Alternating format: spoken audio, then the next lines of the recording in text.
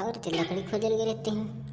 मोर दिमाग खराब मत कर, बता दो लकड़ी खोजल नहीं गिरे मैं लड़की खोजल गिरे हूँ और लकड़ी का थकते हूँ। तो चूल्हा में बारह लेके मिली तो लकड़ी को नहीं मिले रे। माँ कसम मोर दिमाग खराब हो रही जब लड़की खोजल गिरे का तो लड़की समझिए। और लकड़ी कहाँ था, लड़की का लड़की लड़की जानता नहीं।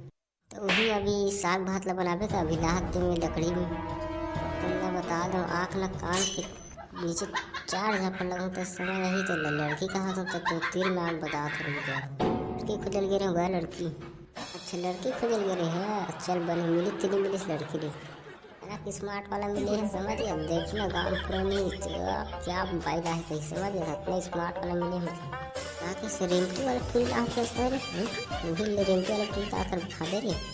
रेमटी नहीं कहूँगा स्मार्ट स्मार्ट सुंदर ब्यूटीफुल समझ गया तेरे मन करा जान हूँ।